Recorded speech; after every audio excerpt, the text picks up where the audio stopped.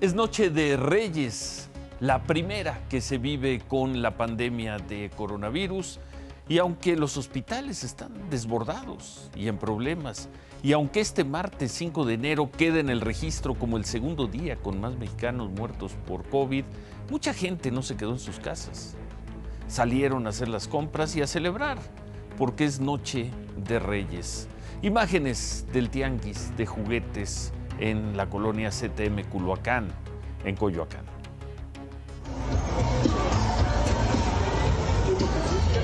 Buenas noches, jefe. ¿Me vende una michelada, por favor? Claro.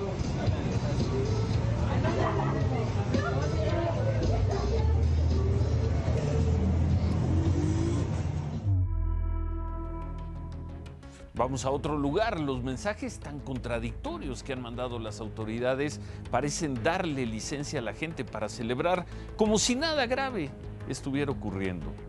Es Noche de Reyes. Imágenes de los locales de venta de bicicletas en la calle de San Pablo, esto es en la zona de la Merced, en el centro histórico de la Ciudad de México. Y vamos a un tercer lugar. En una gran parte de la población hay conciencia de la gravedad del momento, pero en otra, quizá entre quienes se ríen del quédate en casa y siguen discutiendo que el cubrebocas no los protege de nada, y ya vemos las imágenes, cómo se lo quitan. Bueno, en esa parte de la sociedad, la que sigue dudando de la ferocidad del coronavirus, esta noche no puede haber algo más importante que la Noche de Reyes.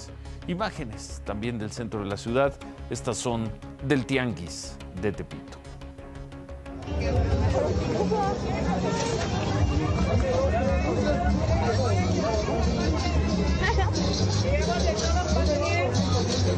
Queremos de queso, de pollo, de carne, de pollo. Y le voy a responder para dejarlo saber. Tres muestras que nos dicen todo. Buenas noches, hoy es Noche de Reyes y hoy, este martes 5 de enero, se registró en las cifras oficiales, en los números reconocidos por la autoridad, el segundo día con más muertes por coronavirus desde que se lleve esta cuenta, desde principios de marzo. 1,065 mexicanos fueron reconocidos como muertos por coronavirus en las últimas 24 horas, lo cual acerca ya la cifra acumulada, repito, la cifra oficial, la cifra reconocida, la pone ya muy cerca de los 130,000 mexicanos muertos. Hoy, por cierto, hubo una confusión en algunos medios que refirieron que en el Instituto Mexicano del Seguro Social, en las clínicas y en los hospitales del IMSS, solo quedaban 2 camas generales disponibles para pacientes COVID, esto en todos los hospitales del Valle de México. En un comunicado ante esto tuvo que salir el Seguro Social para aclarar que al día de hoy, en estos momentos, hasta hace un par de horas, contaba con 239 camas disponibles, 239, 76 de ellas con ventilador. La confusión surgió porque el reporte de anoche señalaba disponibilidad de menos camas. Hablaban de 185 camas, de las cuales 183 tenían ventilador. Se dijo que solo quedaban 2 camas, pero bueno, eso lo aclara hoy el Seguro Social, que las camas con ventilador también pueden usarse para hospitalizaciones generales. Es decir, al menos en esta cifra habría camas disponibles, aunque si se ve ese total para una región donde viven 30 millones de personas, tampoco parece una cifra muy optimista. Hicimos un recorrido y lo que está muy complicado, muy duro, muy triste es el tema de las cremaciones. Hicimos un recorrido por distintos puntos de la Ciudad de México. No se dan abasto ahí para cremar a todas las personas que están muriendo fundamentalmente por coronavirus.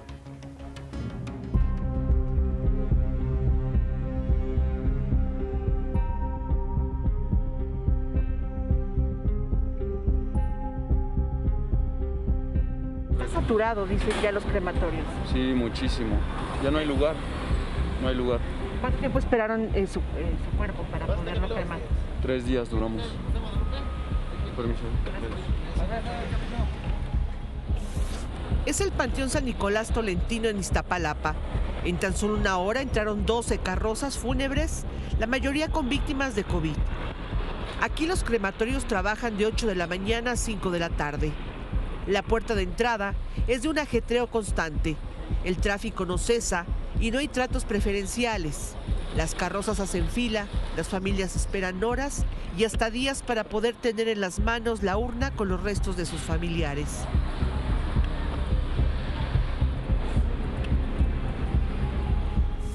Esta realidad se reproduce en los crematorios de toda la ciudad, hasta en los privados, donde la fumarola de los hornos también es eterna. Es algo muy difícil, de verdad se lo digo. Estamos esperando de 3 a 4 días para que se lleven a cabo los procesos de cremación. Pero sí ha incrementado un 80% desafortunadamente el trabajo. En Xochimilco la estampa se repite. No hay horarios disponibles para las cremaciones. Una espera de hasta 2 días es a lo que se tienen que resignar las familias para que los cuerpos sean aceptados en el Panteón de Jilotepec. Ya tenemos como 3 horas aquí, como 3 horas esperando, entonces hasta que ya nos entreguen la urna con las cenizas, pues ya de esa forma pues ya nos vamos para nuestra casa. Y una vez adentro, una fila de 8 horas para que los cuerpos finalmente sean cremados. Es mi mamá y perdí a mi padre hace 15 días y a mí una hermana hace 20 días en Estados Unidos. Ya nos venimos con la carroza y lo resguardaron porque como hay mucho ahorita, desafortunadamente eso está ahora sí como saturado, entonces fue que pasó eso. ¿Cuántas personas antes que tú?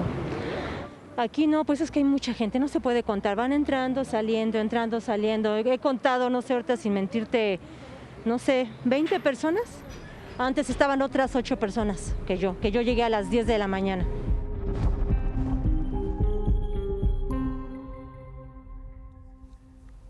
Duro. Y ante estas imágenes, la llegada de la vacuna, pues es la esperanza para controlar la pandemia. Hoy se hicieron cálculos, se dijo que cuando se vacune un porcentaje considerable de la población, 25%, las muertes bajarían sensiblemente, ojalá. Esta mañana el presidente López Obrador dio detalles de cómo será la vacunación. Por lo pronto, pues esta segunda fase, la primera es personal médico y luego viene el objetivo dificilísimo de cumplir, de que para el 31 de marzo, ¿y cuánto falta para el 31 de marzo? Faltan menos de 90 días. Para el 31 de marzo, todos los adultos mayores, todos los mexicanos mayores de 60 años estén vacunados. Estas son las cuentas y esta es la estrategia que fija el gobierno del presidente López Obrador. La aplicación de vacunas a adultos mayores se realizará mediante brigadas de vacunación. Estas brigadas estarán integradas por 12 personas.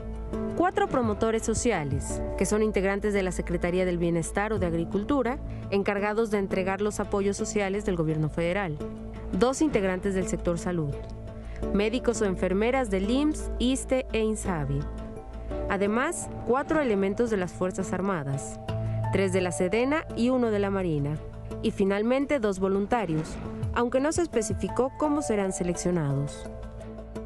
La primera etapa se aplicará en 10,000 centros integradores a los que asiste población de zonas remotas o marginadas del país.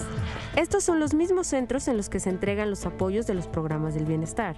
En cada uno de estos centros estará una brigada que vacunará a 300 adultos mayores en una semana. En esta etapa se pretende vacunar a 3 millones de personas. La siguiente etapa de vacunación a adultos mayores será en las ciudades de tamaño mediano. De acuerdo con el presidente, se llevará a cabo en 2,500 cabeceras municipales. En la tercera etapa, se vacunará a los adultos mayores que vivan en zonas metropolitanas con la mayor densidad poblacional. Con este plan, el gobierno federal pretende vacunar a 12,450,000 adultos mayores de 60 años para el 31 de marzo. 12,5 millones de adultos mayores de aquí al 31 de marzo no nos dan las cuentas, por más que lo exponga el gobierno del presidente López Obrador. Vamos a regresar a estas sumas un poco más adelante. El plan de vacunación está sujeto a la disponibilidad de la vacuna y, de acuerdo con lo que dijo esta mañana el presidente López Obrador, a la aprobación de la vacuna de la farmacéutica china, de CanSino, de la vacuna CanSino, que todavía no está aprobada. Estamos buscando contar con la vacuna CanSino de una farmacéutica china, porque es una sola dosis y no requiere de mucha refrigeración. Con esa vacuna podríamos comenzar la vacunación en las comunidades más apartadas del país, con los adultos mayores. ¿Cuándo? ¿Y cuándo se tendría que aprobar esa vacuna?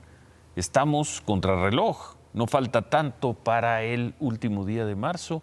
Entonces, lograr estos objetivos y además de que dependa esta estrategia de vacunación de una vacuna todavía no aprobada, se ve muy difícil. Pero bueno, el presidente confía en los centros integradores, en esta estrategia de brigadas, que no es lo que están haciendo en otros países. Vamos a ver al final del programa lo que están haciendo en Nueva York, por ejemplo, y confía en lograr ese. Hoy, aparte, bueno, anunció y se puso énfasis en estas brigadas de vacunación que van a estar encabezadas por los llamados promotores sociales, o sea, van a ser los encargados. Son los que de la vacuna, son los encargados de entregar hoy los apoyos del gobierno. Y justo hablando de esos promotores, pues están estas imágenes que también llevan a la duda. Son imágenes en el puerto de Veracruz, mucha gente afuera del Banco de Bienestar para tratar de cobrar los 25,000 pesos de crédito a la palabra que les entrega el gobierno federal. Los beneficiarios dijeron que no hay orden, que los promotores solo permitieron el paso a 20 personas. Algunos beneficiarios aseguran que han ido a formarse desde el 30 de diciembre y que siguen sin atenderlos. Es un botón de muestra, es un caso en Veracruz, es un programa que está funcionando desde hace tiempo. Si así están las cosas, vamos a ver, ojalá cuando se formen estas brigadas, estos centros integradores, haya más eficacia. Bueno, hay vacunas que ya están en el país, se siguen aplicando. Regresamos a las instalaciones, vamos a regresar a las instalaciones militares de la Ciudad de México, donde se está vacunando a médicos, enfermeras y trabajadores de la salud. Aunque ya no se ven las filas que veíamos hace unos días en la calle, el proceso sigue tomando mucho tiempo y esto tampoco ayuda a las sumas para vacunar a tantos millones de personas.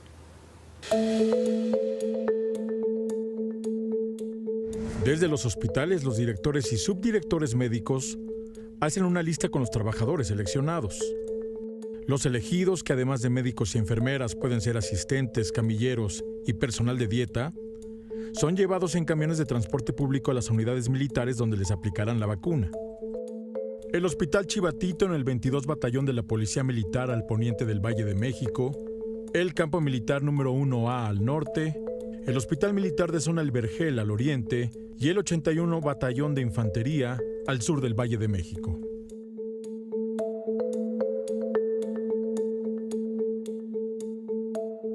Ya en el lugar, la lista de personal es cotejada con credenciales oficiales y con otra lista en poder de los militares. Salvado el trámite, inicia la vacunación, así como un periodo de observación en busca de reacciones. 30 minutos después de inyectados y si no hay reacción a la vacuna, el personal regresa a sus centros de trabajo. Todo el trámite puede durar de 3 a 4 horas. Hay que formarse aquí a las 5 de la mañana porque somos muchos. Entonces yo creo que es la organización, mucha organización es lo que hace falta. Se está distribuyendo bien, pero la organización como que está quedando a desear mucho, la verdad.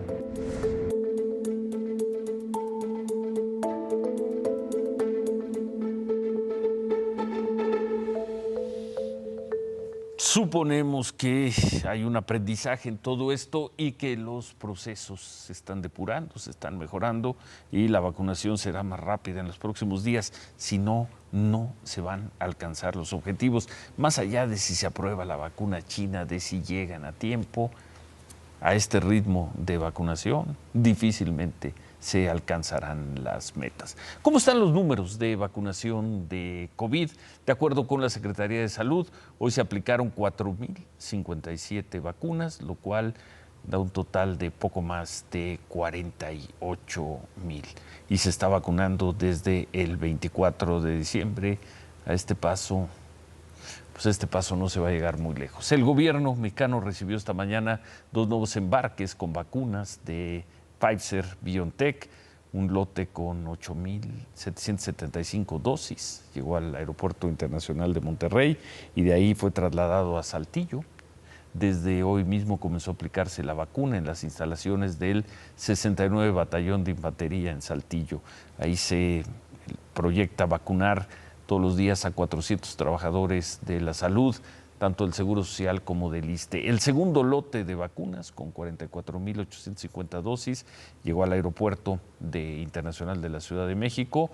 Las dosis se llevaron a distintos puntos, entre ellos el Instituto Nacional de Cancerología, el Hospital Central Militar y a los hospitales al que veíamos, a los hospitales militares, al del Vergel y a Chivatito. El viernes vamos a conocer qué decisión toman las autoridades de la Ciudad de México, si mantienen el semáforo rojo o si se regresa a semáforo naranja y se permite la apertura de algunos establecimientos comerciales. Esto lo va a anunciar el gobierno de la Ciudad de México el próximo viernes. ¿Cómo se ven las cosas esta noche? Difícilmente se podrá levantar el semáforo rojo y eso va a poner en dificultades a muchos negocios. Vamos a ver esta historia, una historia muy emblemática de uno de los restauranteros más simbólicos de la Ciudad de México. Un restaurantero que empezó desde abajo, hizo una larga carrera, se convirtió en capitán de meseros de uno de los restaurantes más prestigiados de la capital. Después puso su propio restaurante, el restaurante Arturos. Tuvo problemas con el sismo del 2017, se movió a Polanco y ahí pues mantuvo la calidad que lleva a su restaurante Arturos a estar catalogado como uno de los mejores de la Ciudad de México. Arturo Cervantes, el dueño de este restaurante, ha hecho todo lo posible para sobrevivir a la pandemia. Estamos hablando de una de las historias de más éxito de los restauranteros mexicanos. Y sin embargo, sí hay semáforo rojo unos días más o unas semanas más, quizá ni siquiera el emblemático, el famosísimo, el prestigiado restaurante Arturos resista la crisis. Era muy bonito ver la convivencia entre toda la gente, la dinámica que había de movimiento. Es muy triste ver las mesas así, ver las luces apagadas de un lugar. El peor de los invitados ha reservado mesa por segunda ocasión en 11 meses. Nadie lo quería aquí, pero llegó. Y puso las sillas patas para arriba, y apagó las luces, y detuvo el reloj. Arturos, uno de los 10 mejores restaurantes de México, lucha contra la pandemia como lo hacen miles de negocios en todo el país. Lo hace desde un mancillado Polanco, un barrio de lujo en la Ciudad de México, que hoy colecciona locales en renta, aparadores tapiados y esqueletos que alguna vez fueron emprendimientos. Estamos hablando de Polanco, pero vete a la Roma, vete a la Condesa, y es lo mismo, ves muchos negocios cerrados. Y entonces, en eso, cuando yo veo todo eso, yo digo, no, yo no me rindo, yo no voy a cerrar. ¿Qué hizo Arturo Cervantes? Lo único que sabe hacer desde hace 42 años que comenzó en el sector restaurantero: dar la pelea. Convirtió su cocina en cuarto de guerra, eliminó una tercera parte de los platillos del menú y se entregó al servicio a domicilio con el mismo esmero y calidad que el servicio ofrecido en el local. pedacitos de Francia ahora para llevar. Pero la pandemia requiere que se sumen más voluntades, por eso, el gremio restaurantero de la ciudad pide que el sector sea declarado actividad esencial. Una extensión del semáforo rojo provocaría, aseguran, 122,000 restaurantes cerrados. Se perderían 450,000 empleos directos e indirectos y se pondría en riesgo una cadena de producción estimada en 100,000 millones de pesos. Eso, sin contar el infinito número de sobremesas que ya no se van a dar y cuyos envases vacíos Arturo Cervantes ya no podrá guardar, como lo hace hoy en un rincón de su restaurante. Yo estoy tratando de alzar la voz y de hacerle ver al gobierno que muchas familias dependen de que nos apoyen. Yo no quiero que nos regalen nada. Nadie quiere nada regalado. Yo pienso que si no nos dejan abrir este 10, va a estar muy complicado, muy complicado. Nadie los ha apoyado, o apoyos integrales. Como pudieron, libraron la primera etapa, o como dice Arturo, la primera temporada de la serie del COVID, la de la primavera, principios del verano, pero librar esta segunda parece imposible, incluso, o parece muy difícil, no queremos usar la palabra imposible, muy difícil incluso para negocios, para restaurantes tan exitosos como es el caso de Arturos. Dificilísima decisión la que se va a tener que tomar el viernes por parte del gobierno de la Ciudad de México y del Estado de México. Reabren algunos rubros de la actividad económica. ¿Cómo están las cosas? Con el número de muertos, con el número de contagios, con los hospitales agobiados, o mandan al matadero a una cantidad, quizá esta noche indeterminada, de establecimientos comerciales. Anoche vimos esta imagen del Hospital General de Tláhuac, del ISSSTE, aquí en la Ciudad de México. Lo acaban de inaugurar hace 3 semanas. Encontramos letreros en la entrada en donde se advertía que ya no había disponibilidad en el hospital, que ya no había, ahí está, no hay disponibilidad de camas. Hoy el ISSSTE respondió en un comunicado, dicen que sí hay camas. El responsable de la operación del Hospital Tláhuac, Ramiro López, informó que esos letreros no son oficiales, que verificaron la disponibilidad de camas y sí pueden seguir ofreciendo atención médica a pacientes COVID. Y entonces, ¿quién puso el letrero? ¿Alguien está jugando? ¿Alguien lo está haciendo para que la gente no se junte afuera del hospital? El responsable de este hospital le pidió a la gente que llamen al 911 para verificar la disponibilidad en los hospitales. Por cierto, esta mañana el responsable del hospital publicó un tuit donde dice: en el Hospital General de Tláhuac hoy hubo 6 egresos de COVID por mejoría. Qué bueno, seguimos luchando por ti y por tu familia. No bajes la guardia. Esta publicación fue acompañada con este video.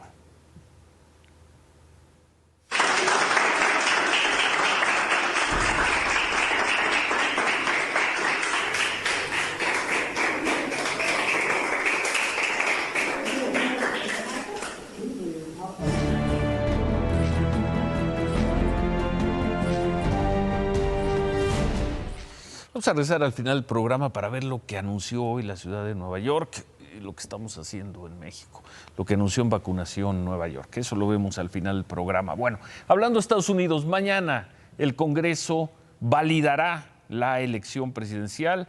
Mañana Donald Trump, según informó hoy, va a asistir, va a formar parte de una protesta en contra de los resultados electorales. En la tarde, Trump tuiteó: Washington está siendo inundado de gente que no quiere ver un triunfo robado por los demócratas de la izquierda radical. Ellos no lo van a tolerar. Los escuchamos y los amamos desde la oficina oval. Bueno, ¿a quiénes se refería Donald Trump? A los muchos simpatizantes, sí, en efecto, que llegaron a Washington para protestar mañana. Van a manifestar su respaldo a Trump y a pedir al Congreso que no valide el triunfo de Joe Biden. Insisten en el argumento del fraude. Estos simpatizantes se reunieron por la tarde en la Plaza de la Libertad, a unas cuadras de la Casa Blanca, y llegaron pues al estilo Trump, sin cubrebocas, obviamente a ellos no les importa la sana distancia, cargados de teorías de la conspiración, de cómo una gran conspiración les robó el triunfo en las urnas. Parece que será un miércoles muy difícil para Estados Unidos, cuando menos para Washington. Hoy hubo elecciones en el estado de Georgia, elecciones que van a definir quién se queda con la mayoría en el Senado. Esta noche hay un avance en el conteo del 95% y los resultados están muy cerrados. El demócrata Raphael Warnock tiene una ligera ventaja sobre la republicana Kelly Loeffler, mientras que el republicano David Perdue le va ganando por muy poco al demócrata Jon Ossoff. Los condados que faltan por contar son de mayoría demócrata y podrían darle triunfo. Los demócratas necesitan que sus dos candidatos ganen y así tendrían control del Senado. A los republicanos les basta con que gane uno. Bueno, y las cifras.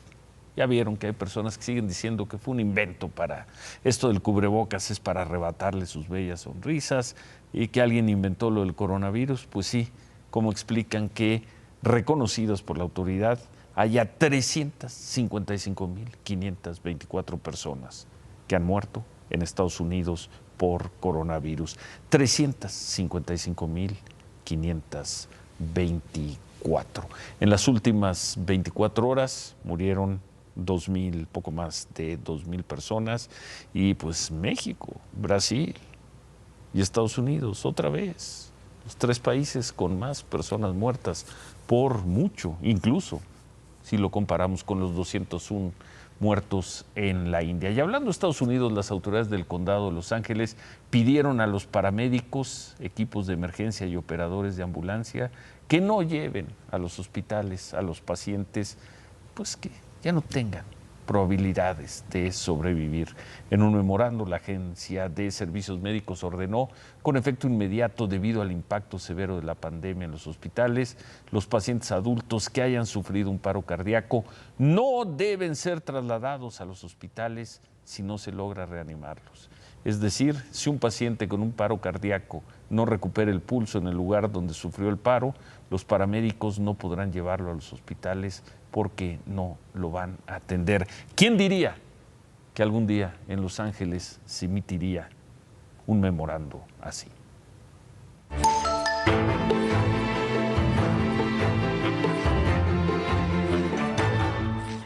Y en esta historia de yo no fui, nosotros todo lo hacemos bien, nosotros nunca nos equivocamos. Sobre el apagón de hace una semana, hoy la Comisión Federal de Electricidad volvió a dar una conferencia de prensa, la tercera en una semana. Esta vez fue para tratar de aclarar por qué ellos informaron de un documento falso que supuestamente había emitido Protección Civil de Tamaulipas. Mucho rollo, misma conclusión. Nosotros en la Comisión Federal de Electricidad hacemos todo muy bien.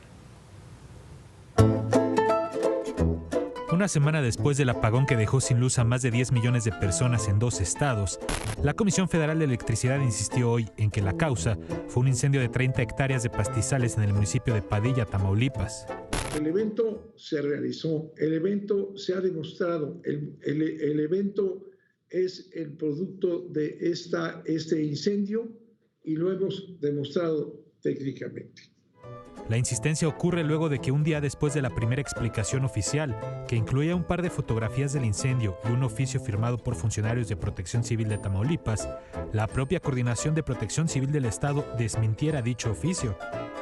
En un comunicado, Pedro Granados, coordinador de Protección Civil de Tamaulipas, explicó que el oficio presentado por la CFE era apócrifo, pues la firma del funcionario estaba falsificada y los folios no correspondían a los emitidos por la dependencia. También negaron que hubieran recibido un llamado de emergencia al 911 por parte de los trabajadores de CFE. 6 días después de este desmentido, Manuel Bartlett insistió en que el incendio sí ocurrió. El hecho que es fundamental recalcar es que no tiene nada que ver el documento, falso que sea, con el evento que sí ocurrió. Bueno, todas las pruebas, el pasto quemado, las fotografías, todo eso demuestra que sí ocurrió ese fenómeno y sus secuelas. Para sustentar esto, Bartlett mostró el video de un sobrevuelo en la zona donde supuestamente ocurrió el incendio y una animación donde explican qué pasa cuando ocurren incendios bajo las líneas de transmisión. Del oficio falso, dijo que se va a investigar qué pasó. En relación con este documento apócrifo, debe de investigarse.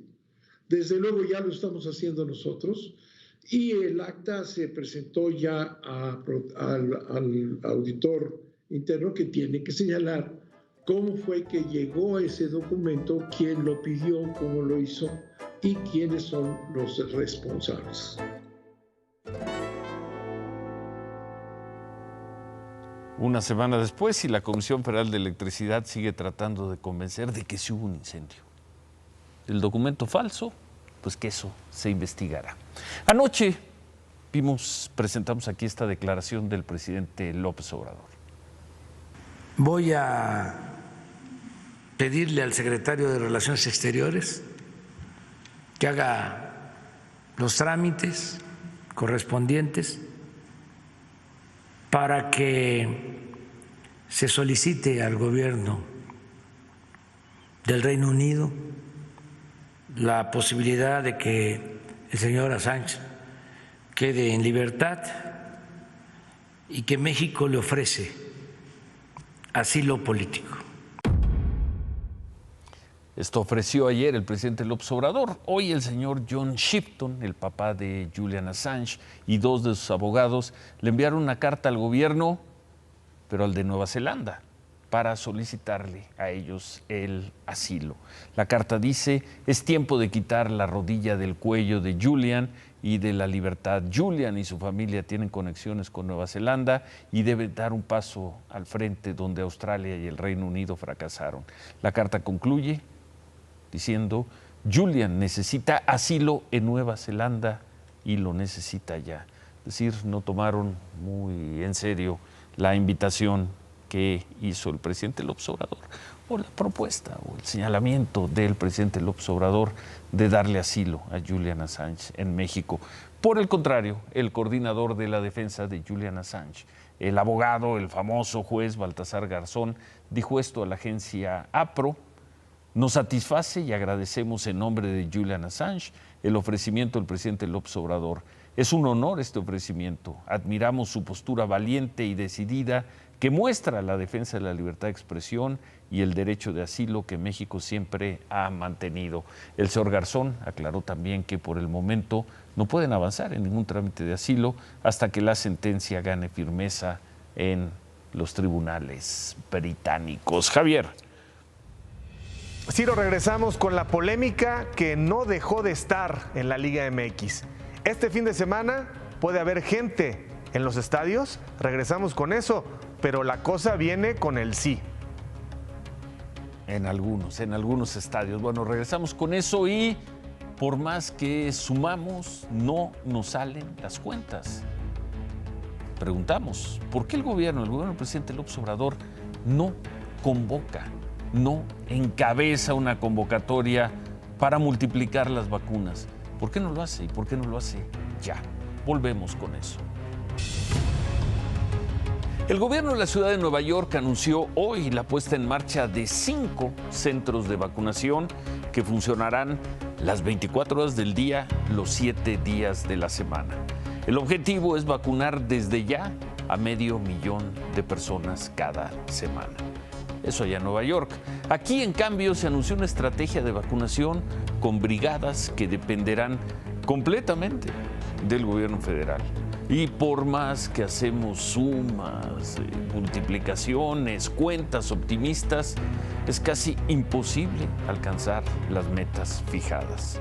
Para que en marzo del próximo año estuvieran vacunados todos los mexicanos mayores de 16 años, se tendría que avanzar a una tasa de 130,000 vacunas diarias, más o menos. De ahí la pregunta: ¿por qué el gobierno del presidente López Obrador no acompaña su estrategia de vacunación, la estrategia de vacunación de su gobierno, con una gran convocatoria a los gobiernos estatales y a las instituciones y empresas privadas para que se sumen al proyecto y se pongan también a vacunar mexicanos a toda velocidad? No se pueden seguir viviendo días como el de hoy, con más de 1,000 mexicanos muertos por COVID. La lógica dicta que es un momento de sumar.